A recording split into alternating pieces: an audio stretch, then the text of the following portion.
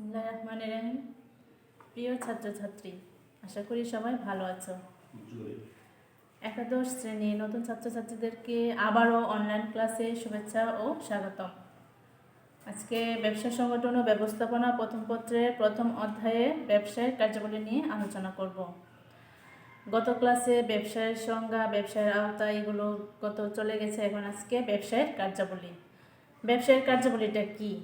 ব্যবসায়ের কার্যাবলী হলো কোনো পণ্য উৎপাদন থেকে শুরু করে ভোক্তাদের কাছে পৌঁছানো পর্যন্ত যে সমস্ত কার্যাবলী হয়, যে ধরনের কার্যাবলী সম্পন্ন হয়, সবগুলোকে একত্রে কি বলা হয়? ব্যবসায়ের কার্যাবলী বলা হয়। অর্থাৎ মানুষের অভাব বা প্রয়োজন মেটানোর উদ্দেশ্যে যে সমস্ত কার্যাবলী সম্পন্ন হয়, যে সমস্ত বৈধ অর্থনৈতিক কার্যাবলী সম্পন্ন হয়, সব কিছুর সমষ্টিকে বলা হয় কি? ব্যবসায়ের কার্যাবলী। ব্যবসায়িক কার্যাবলী কতগুলো পয়েন্ট রয়েছে সেগুলো নিয়ে এখন আলোচনা করব। ব্যবসায়ের কার্যাবলী।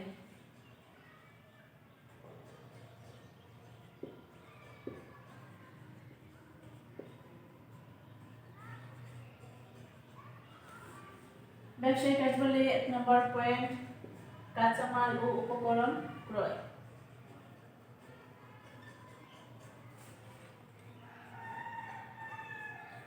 কাঁচামাল ও উপকরণ ক্রয়।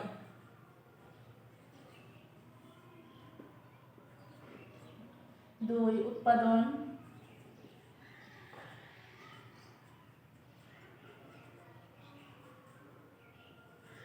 ক্রয় বিক্রয়,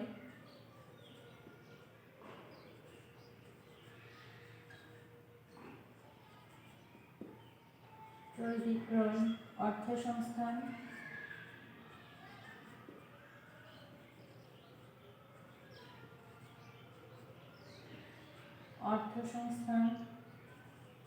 পরিবহন,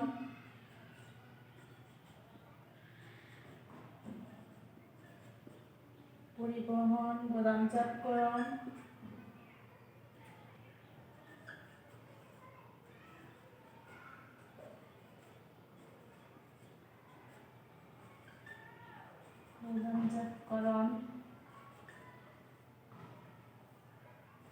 বীমাকরণ,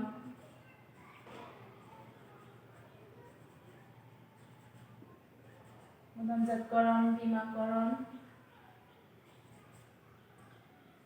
বিজ্ঞাপন ও প্রচার,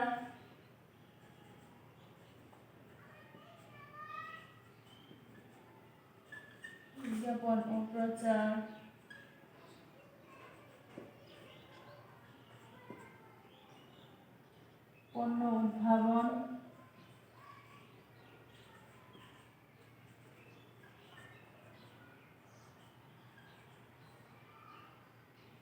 প্রমিতকরণ, পর্যায়িতকরণ,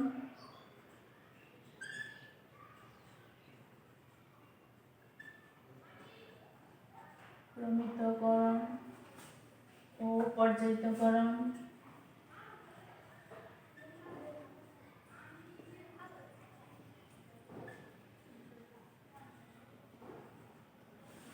মোড়কীকরণ,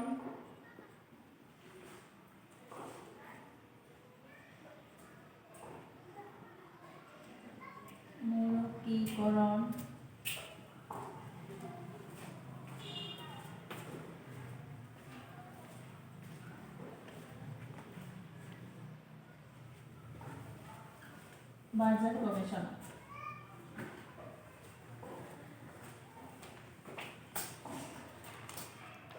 ব্যবসায়ের কার্যাবলী প্রথম পয়েন্ট কি? কাঁচামাল ও উপকরণ ক্রয়। কাঁচামাল ব্যবসায়ের বা উৎপাদন কার্যকে কি উৎপাদন কার্য অব্যাহত রাখার জন্য প্রথমে আমাদের কি করতে হবে? কি কাঁচামাল ক্রয় অব্যাহত রাখতে হবে। কাঁচামাল এবং উপকরণ ক্রয়ের মাধ্যমে কি সম্ভব? উৎপাদন কার্য চালিয়ে রাখা সম্ভব। ভোক্তাদের চাহিদা অনুযায়ী পণ্য উৎপাদন করতে গেলে অবশ্যই কি আমাদের কি লাগবে? কাঁচামাল ও উপকরণ প্রয়োজন হবে। ভালো কাঁচামাল এবং ভালো উপকরণের উপর নির্ভর করে কি একটি ভালো পণ্য। তাই আমাদের উৎপাদন কার্য অব্যাহত রাখার জন্য এবং ভালো মানের পণ্য লাভের জন্য আমাদের প্রথমে কি করতে হবে? ভালো কাঁচামাল ও উপকরণ প্রয়োজন। এর মাধ্যমে আমরা কি ভালো মানের একটা পণ্য পাবো। তারপরে কি উৎপাদন। উৎপাদন এক প্রকৃতি প্রদত্ত সম্পদ সংগ্রহ করে মানুষের ব্যবহার উপযোগী পণ্যে রূপ দেওয়ার নামই হলো কি উৎপাদন। উৎপাদনের মাধ্যমে কি সম্ভব একটা পণ্যকে রূপান্তরের মাধ্যমে মানুষের ব্যবহার উপযোগী একটা পণ্যে প্রস্তুত করা।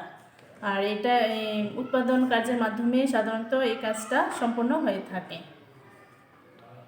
তারপর রয়েছে কি ক্রয় বিক্রয়। ক্রয় বিক্রয় ক্রয় বিক্রয় ছাড়া কখনোই কি ব্যবসায়ের কার্যাবলী সম্পূর্ণ হয় না।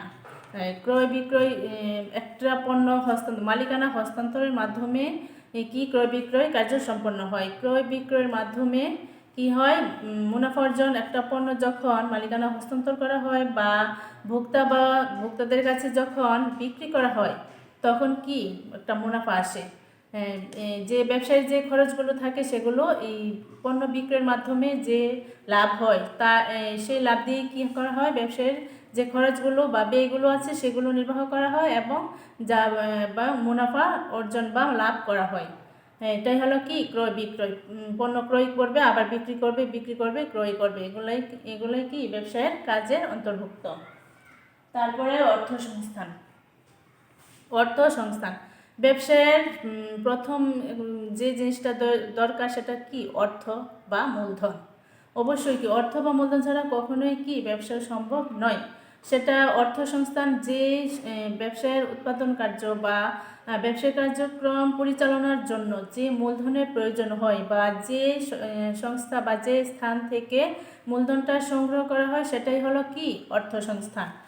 সেটা হতে পারে ব্যক্তিগত সঞ্চয় বা ব্যাংক, এই সমস্ত ঋণ তহবিল, এই সমস্ত মাধ্যম থেকে অর্থের সংস্থান করা হয়। আর অর্থ যদি না থাকে কখনোই ব্যবসায়িক কার্যক্রম পরিচালনা করা সম্ভব হবে না।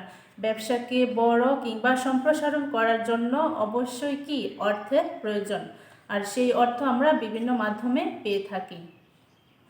তারপরে পরিবহন কি একটা পণ্যকে এক স্থান থেকে অন্য একটা স্থানে পৌঁছানোর জন্য বা স্থানান্তর করার জন্য যে মাধ্যমটা প্রয়োজন হয় সেটাই হচ্ছে কি পরিবহন।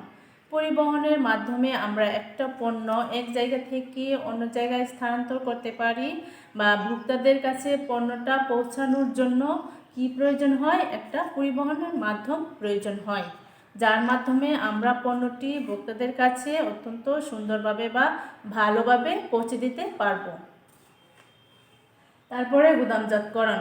আমরা বর্তমানে দেখা যায় যে সারা বছরই পণ্য বা আমাদের যে প্রয়োজনীয় জিনিসগুলো কাঁচামাল বা সবজি এই সব কিছুই কি আমরা সারা বছরই আমরা পেয়ে থাকি। এটা কীভাবে পেয়ে থাকি? গুদামজাতকরণের মাধ্যমে এটা পেয়ে থাকি। গুদামজাতকরণের মাধ্যমে এক মৌসুমের পণ্য সারা বছর আমরা ব্যবহার করতে পারি। গুদামজাতকরণ সংরক্ষণের মাধ্যমে এক সময়ের পণ্য ভোক্তারা অন্য সময়ে বা সারা বছর জুড়ে এটা কি ব্যবহার করতে পারে বা পণ্যের অভাব মেটানো সম্ভব হয়। বীমাকরণ। বীমাকারী এবং বীমা গ্রহীতার মধ্যে যে একটা চুক্তিবদ্ধ একটা সম্পর্ক সৃষ্টি হয় সেটাই হচ্ছে কি বীমাকরণ। বীমাকারী বীমা গ্রহীতাকে নির্দিষ্ট প্রিমিয়ামের বা মূল্যের বিনিময়ে চুক্তিবদ্ধ হয়ে একটা বীমা করে থাকে। যেমন বীমা গ্রহীতা ব্যবসায় যদি কোনো ক্ষতি হয়, চুরি ডাকাতি, পণ্য নষ্ট হওয়া, আগুন লাগা, এই সমস্ত ক্ষতি থেকে রক্ষা পাওয়ার জন্য সাধারণত কি একজন ব্যবসায়ী বীমা করে থাকে। এই ধরনের ক্ষতিগুলো, আগুন লেগে যাওয়া, আগুনে পণ্য যদি নষ্ট হয়, তখন যদি ওই ব্যবসাটি বীমা করা থাকে তখন এই বীমাকারী প্রতিষ্ঠান সেই ক্ষতিপূরণ দিতে বাধ্য থাকে, যার ফলে ব্যবসায় আংশিক ক্ষতি পূরণ করা সম্ভব হয়। তারপরে কি বিজ্ঞাপন ও প্রচার। বিজ্ঞাপন ও প্রচার একটা পণ্য, যে কোনো পণ্য সম্পর্কে আমরা একটা ধারণা পেয়ে থাকি কিভাবে? বিজ্ঞাপনের মাধ্যমে। বিজ্ঞাপন ও প্রচার একটা পণ্য তখনই মানুষ জানতে পারবে, মানুষের সামনে দৃষ্টিগোচর হবে যদি সেই পণ্যটার বিজ্ঞাপন দেওয়া হয় বা মানুষের সামনে পণ্যটা আনা হয়। একটা পণ্যের আকর্ষণ সৃষ্টি করার জন্য বা পণ্যের বিক্রয় বৃদ্ধি করার জন্য কি প্রয়োজন? অবশ্যই বিজ্ঞাপন প্রয়োজন।